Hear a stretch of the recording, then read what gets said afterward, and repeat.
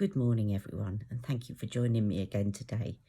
Now, this one's just a talking video, and I'm sorry, I'm just in my completely unglamorous first thing in the morning, no makeup, just skincare on video. But I am feeling a lot more confident these days going makeupless because my skincare is really doing its trick at the moment. I feel that way anyway, and I'm going to share I'm going to share my skincare routine with you very, very soon, what I'm using at the moment. But this video isn't about that. I just had some thoughts and I wanted to do this video, and I've called it Why I Don't Call Myself a Makeup Artist But Probably Should. So I watch a lot of videos, and let me just go back a step or two. I came from a background, my mum was never one of these people that boasted about her children. She was from that generation where you just didn't do that. So, for example, even though I was training to be an opera singer and it sounds like I'm about to boast, and it's not in me to do that. So I was at one of the best conservatoires in the country training to be an opera singer, and my mum would say, oh yes, Ali does a bit of singing, because that's the way we were brought up. It was like, you don't boast. And even me just saying that now, I felt like I had to kind of excuse myself for why I was saying it. Okay. So the reason I'm saying this is because I've seen a lot of videos from makeup artists, and it occurred to me watching some of them, and again, I'm not putting anybody else down. It's not the purpose of this video at all.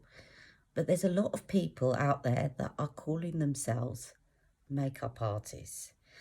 And it made me ask, what makes you a makeup artist? Because I've never called myself a makeup artist.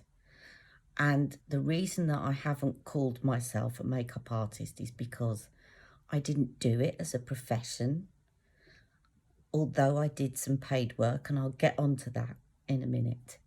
I didn't do it as a profession, and I didn't do a kind of 2-year training in makeup artistry. So I have never called myself a makeup artist. But then when I look at maybe other channels or other social media of people that call themselves makeup artists, I realise that I might be doing myself a discredit, because people will say stuff like, I'm a makeup artist, and then a bit further down the line they'll say, I was self-taught. And you think, okay, so you didn't train to be a makeup artist, but you're calling yourself a makeup artist. And that's fine. I'm not criticising them for that. But it just makes it come back to me and question why I don't call myself one. And then you dissect some other people that call themselves makeup artists, and you find out that they haven't really done a lot of work as a makeup artist, or maybe they haven't worked on other people's faces very much. And then I really do start to question why I don't call myself a makeup artist. So instead of focusing on other people, let me just tell you my experience about makeup artistry. So first of all, you probably all know this, but I was always into makeup from the first time I got a palette. When I was 9 years old, my aunt Rosemary bought me a palette, and she also bought my sister one, and my sister liked it, and my sister was 14 at the time. She liked it, and she put it on and didn't really make a huge fuss. I just spent days with this palette, just creating different looks and everything else. And my sister said, looking back, she remembered that I was just obsessed with this palette and trying to create different looks. It was one from Marks and Spencer's, I remember, and there were about 12 colours in it. And I just spent days doing really loads and loads, as many looks as I could get out of this palette. Then when I was 14, I wanted to earn some money because I wanted to save up for a car because of my disability and because my mum was pushing me in a wheelchair. And I knew that once I got to 17, in order to be independent and in order for my mum not to have to push me in a wheelchair when I was out and about, that I needed to get a car. So I got 2 jobs, and one of them was playing the piano in a restaurant. And actually, that was quite a good earner.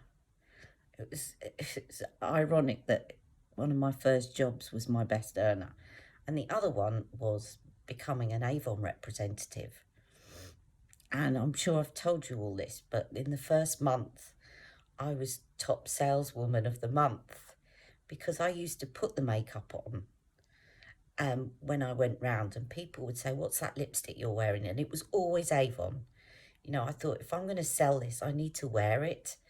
And I'd noticed that a lot of Avon representatives in my area that had been round had never been wearing the stuff.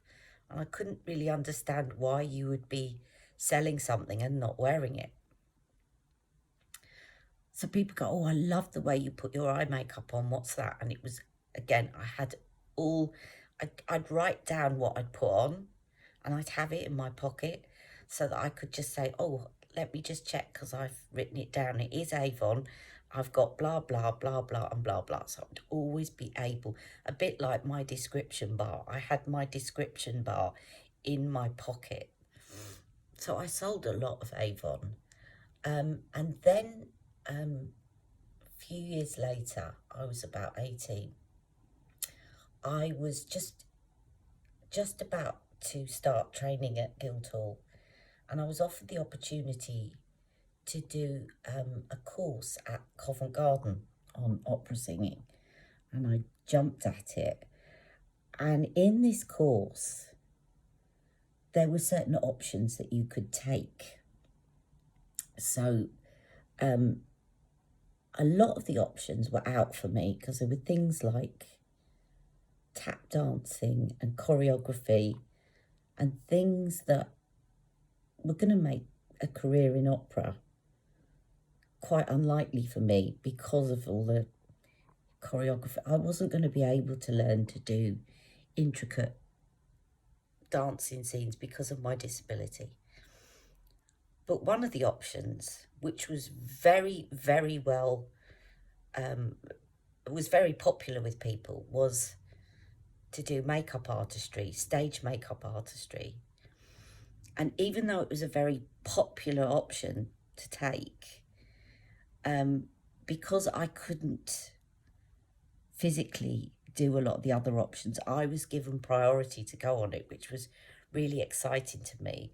So I probably wouldn't have got on that particular option because it was so oversubscribed had it not been for my disability. So, you know, there are things in life that, yes, my disability's got in my way, but there are other things where it's actually helped me in certain ways, and that's certainly one of them. So I got to learn all about contouring before contouring was ever mentioned as a word, just because what we had to do was to go really back to basics about light and shade on the face and how to accentuate features. And of course, for stage makeup, you really need to accentuate things because you've got the bright lights on you and everything else. So we learnt to make ourselves up as though we were 80 years old, and they'd get us to screw our faces up and draw in the lines and smudge them out so that we look like 80-year-old. And we learnt certain techniques, like, you know, we'd be given a certain character and we'd have to make ourselves up and I loved it. And I think it was, I can't remember exactly how long it was, but I think it was like 1 to 2 weeks. But I remember also going into a makeup shop in Covent Garden where they sold stage makeup, all the stage makeup brands that they had, and they were mainly pan sticks and stuff. And I went in there and I was like a kid in a sweet shop, but I couldn't afford any of it because I just was a poor student. But I remember thinking one day I'm going to come back and I'm going to just buy up loads of stuff. And of course, by the time I could afford it, I don't think that shop's there anymore.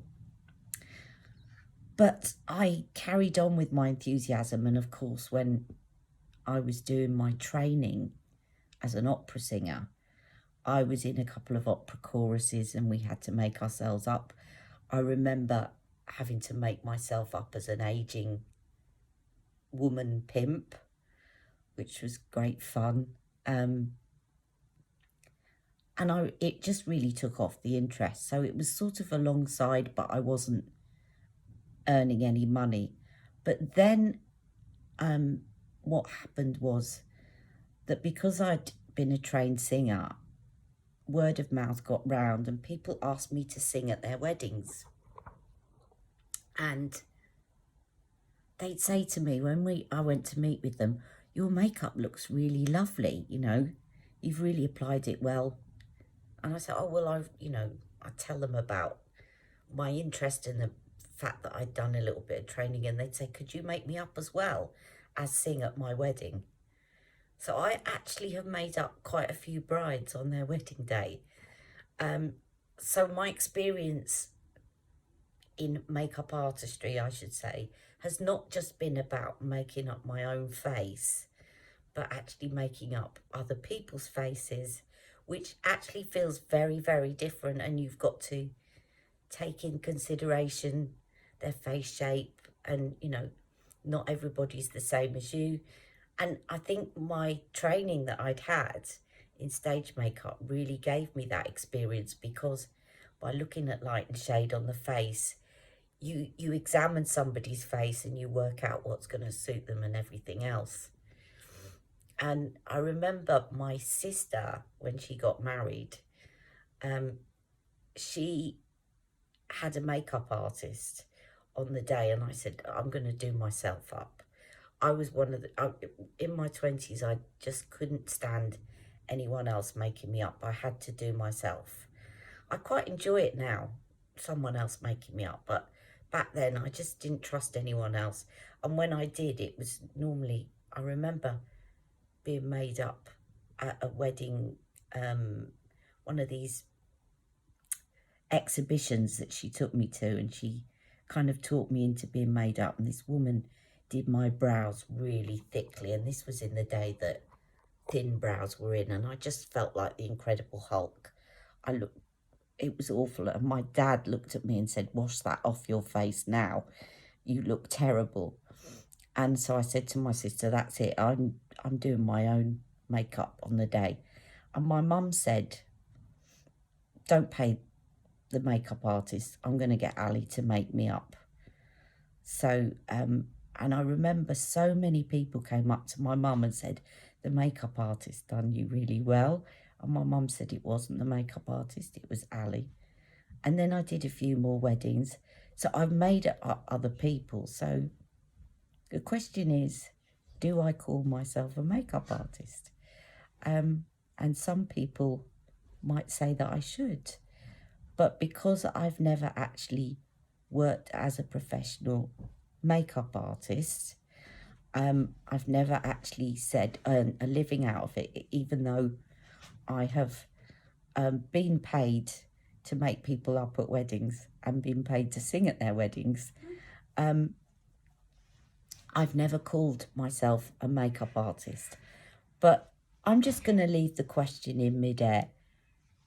Do I call myself a makeup artist? Maybe I should, but I never have for that reason. And I'm going to go now because Jack has joined me and we need to get on and do some schoolwork. No. All right, see you all later for my live.